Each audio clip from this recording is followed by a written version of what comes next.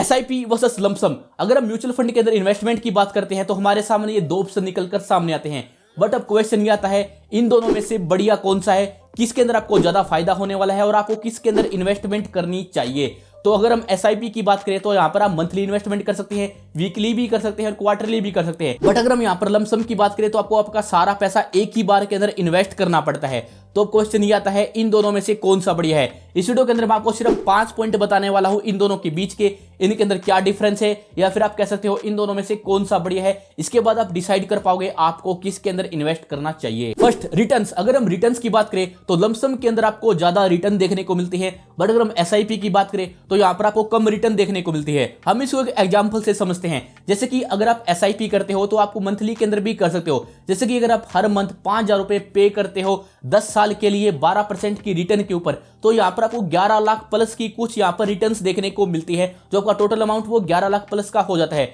But अगर आप यहां पर लमसम के अंदर एक ही बार में पूरे यहां पर 6 लाख कर देते हो, जो कि अगर आप 5,000 भी करोगे 10 साल के लिए तो भी 6 लाख होते हैं।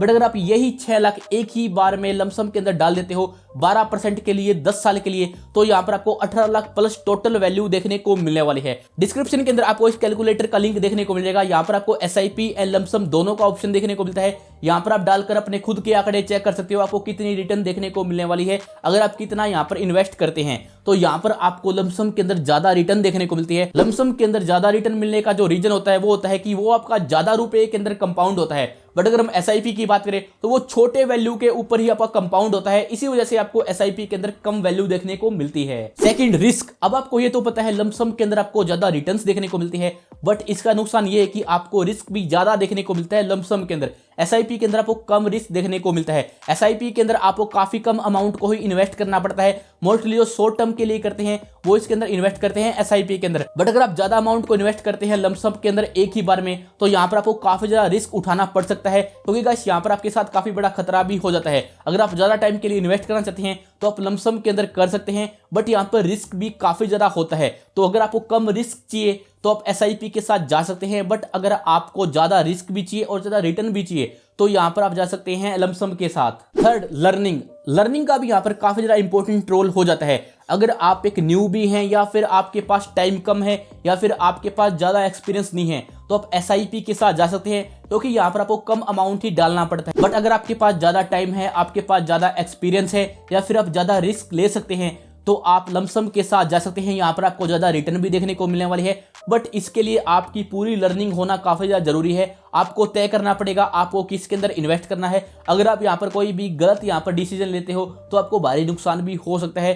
तो आपकी जो लर्निंग है वो यहां पर काफी ज्यादा स्ट्रॉन्ग होनी चाहिए लमसम में करने के लिए। बट जो एसआईपी है यहां पर आप कम लर्निंग के साथ भी जा सकते हो, यहां पर आपको कम रिस्क भी देखने को मिलता है। Fourth, money. अगर हम बात करें किसके अंदर आपको ज्यादा पैसा लगाना पड़ता है तो लमसम के अंदर आपको ज्यादा रुपया लगाना पड़ता है। बट यहां पर जो एसआईपी होती है यहां पर आप 500 रुपए पर मंथ से भी स्टार्ट कर सकते हैं। लमसम के अंदर आपको 1000 या फिर 5,000 रुपये मिनिमम लगाना पड़ सकता है, तो ये काफी बड़ा अमाउंट हो जाता है। साथ ही में आपके पास रिस्क लेने की क्षमता भी होनी चाहिए, तभी आप लमसम के अंदर जाकर इन्वेस्ट कर सकते हैं। सो जैसे कि अगर आप कोई बिजनेस करते हैं या फिर आपके पास ज्यादा रुपया है या फिर आपको ये पूरा एक्सपीरियंस है, आप रिस्क ले सकते हैं, तो आप लमसम के साथ जा सकते हैं। बट अगर आप कोई जॉब करते हैं, आपके पास रुपया कम है, तो आप एसआईपी के साथ जा सकते हैं। यहां पर आप कम पैसा लगा सकते हैं और आपके पास कम एक्सपीरियंस हो तो भी आपका काम चल जाएगा। तो ये भी एक काफी बड़ा डिफरेंस हो जाता है। Fifth, investment time. अगर आपका इन्वेस्टमेंट टाइम लॉन्ग टर्म का है तो आप लमसम के साथ जा सकते हैं, और अगर आपका जो टाइम है वो शॉर्ट टर्म का है तो आप एसआईपी के साथ जा सकते हैं। बट जो आपको हाई रिस्क देखने को मिलेगा वो आपको लमसम के अंदर ही देखने को मिलने वाला है। सो आपको लमसम के अंदर तभी इन्वेस्ट करना है जब मार्केट का जो प्राइस है वो काफी ज्यादा डाउन चल रहा हो, तब आपको बेनिफिट होने वाला है। और एसआईपी के अंदर तो आप कम ज्यादा कर ही सकते हो, तो यहां पर आप समझ सकते हो। तो ये थे वो 5 पॉइंट, इनके हिसाब से आप तय कर सकते हो एसआईपी ठीक है या फिर लमसम ठीक है। तो मैंने बता ही दिया है आपको किसके अंदर करना चाहिए। अगर आप कोई जॉब करते हो या फिर आपके पास कम पैसा है, आप कम रिस्क लेना चाहते हो, तो आप एसआईपी के साथ जा सकते हैं। बाकी फिर आप लमसम के साथ जा सकते हैं, या फिर इनकी म्यूचुअल फंड वालों की वेबसाइट के ऊपर जाकर आप और चेक कर सकते हैं म्यूचुअल फंड के बारे में। तो कमेंट करके आप कुछ भी पूछ सकते हैं। Thanks for watching.